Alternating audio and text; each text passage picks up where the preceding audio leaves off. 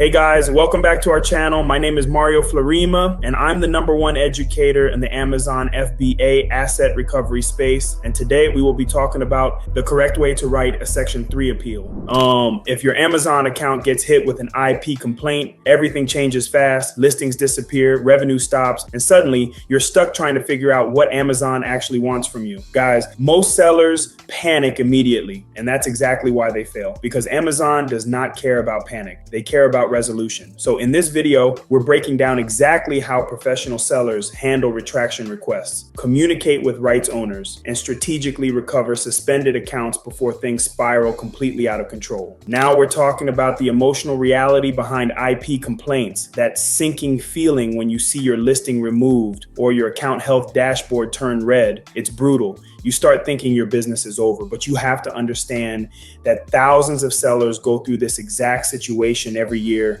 and the sellers who recover fastest are usually the ones who stay calm, think strategically, and stop making emotional decisions. Because if you start firing off desperate emails to brands, you're going to have a bad time. Now we're diving into what actually matters here, the retraction itself. Guys, a retraction is powerful because it tells Amazon the issue has already been resolved directly with the rights owner. So in other words, instead of begging Amazon to trust you, you're showing them the complainant already withdrew the issue. That changes everything. A POA says you're trying to fix the problem, but a retraction proves the problem is already fixed. And Amazon systems process that much faster. Now we're talking about the difference between a POA and a retraction request. Guys, sellers confuse these constantly. A plan of action depends entirely on Amazon's judgment. One reviewer liked it, another reviewer rejected. That doesn't work long term if your strategy only depends on Amazon support agents. A retraction is different. It bypasses a lot of those delays because the rights owner themselves confirms the issue is resolved. This is something sellers misunderstand all the time. One account owner spent weeks rewriting the same POA over and over again. Every submission depended on whichever Amazon reviewer happened to read it. One response sounded hopeful. The next one was a rejection, nothing consistent. But once the rights owner officially submitted a retraction, everything changed. The process moved faster because the complaint source itself confirmed the issue was resolved. Because guys, a retraction carries a very different level of weight. Okay guys, now we're getting into the real issue, preparation before outreach. Most sellers panic and instantly contact the rights owner emotionally. Huge mistake. You have to understand that rushed communication destroys credibility immediately. If your email sounds desperate, aggressive, or disorganized, you're going to have a bad time. Professional sellers gather evidence first, analyze the complaint first, and then approach the situation strategically instead of emotionally. Now let's break this down properly before you contact anyone. You need the exact complaint details, the complainant's email, the complaint ID, affected ASINs, and the actual violation type. Trademark, copyright, counterfeit, patents. All of these require different strategies. Guys, screenshot everything immediately because Amazon notifications sometimes disappear. And if you lose critical details during an appeal, that creates even bigger problems later. Okay guys, now we're talking about something very important, determining whether the claim is actually valid, because your entire strategy depends on this. If you're clearly in the wrong, own it professionally. If the complaint is mistaken, present evidence calmly. And if the complaint is malicious, stay firm but controlled. You have to understand that the wrong tone can completely destroy your chances of getting a retraction approved. Now we're diving into what Amazon actually looks at: documentation.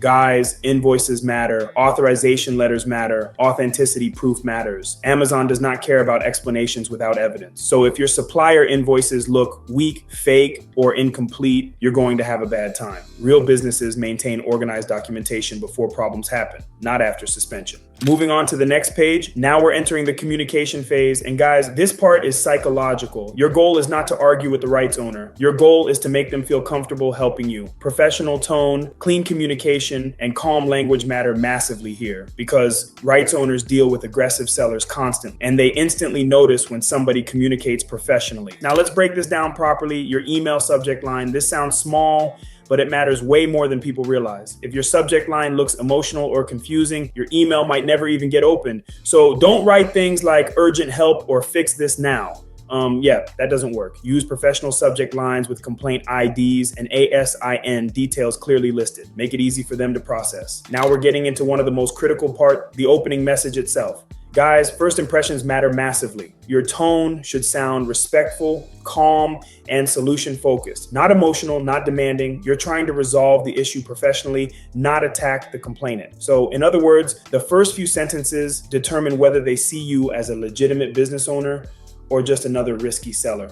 Now we're talking about how this really works. The core message inside your email. Your tone must match the actual situation. If you made a mistake, take accountability immediately. If the complaint is incorrect, present evidence professionally.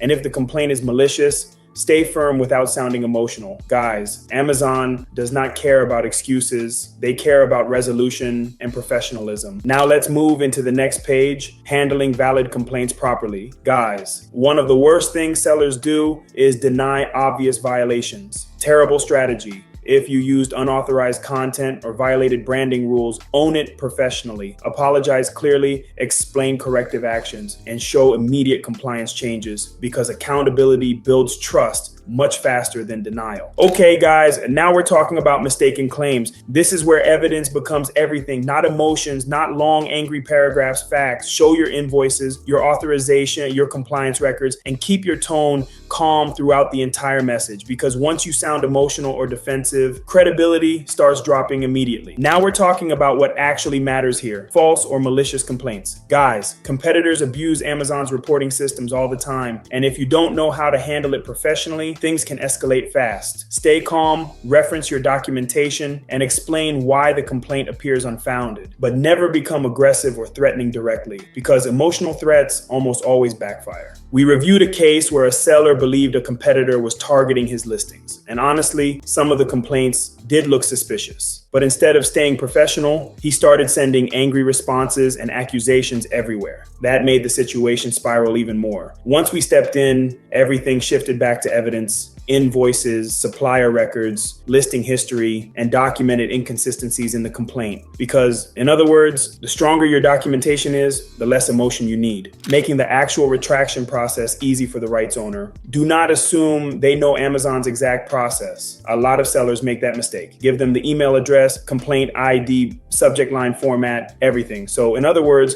remove every possible barrier that could stop them from helping you. Now we're getting into one of the most critical parts of the closing section. Guys, professionalism matters all the way until the final sentence. Include your full business information, real contact details, and organized attachments because anonymous looking sellers instantly create trust issues, and trust matters massively during IP disputes. Okay guys, now we are talking about follow-up strategy. This requires patience. Do not spam rights owners with multiple emails every day. You're going to have a bad time if you start acting desperate. Wait professionally, follow up once, and stay respectful throughout the process. Because professionalism during silence builds far more credibility than emotional pressure. Now let's talk about the backup plan, because sometimes even after professional outreach, they still refuse. Okay, don't panic. This is where your plan of action becomes critical. Document your outreach efforts, show Amazon your good faith attempt, and explain the corrective actions you implemented. You have to understand that Amazon wants to see effort, accountability, and prevention systems moving forward. Guys, Amazon account recovery is not about luck, it's about strategy, communication, professionalism, and execution. The sellers who recover successfully are usually the sellers who stay calm under pressure and follow the right systems. Hope you guys found value in today's video and have a more clear understanding of what Amazon thinks when this suspension happens. If this video provides value, please like, share, and subscribe for more helpful content. If you're an Amazon reinstatement consultant and you're looking to see if you qualify to be in our Rios Inner Circle group, then feel free to check out the links below in our description section. We host free masterclasses every week where we dive more into specific topics like these and give you more details on how you can better assist your clients while saving you time, money, headaches, and most importantly, protect your business assets moving forward like always. See you guys next time.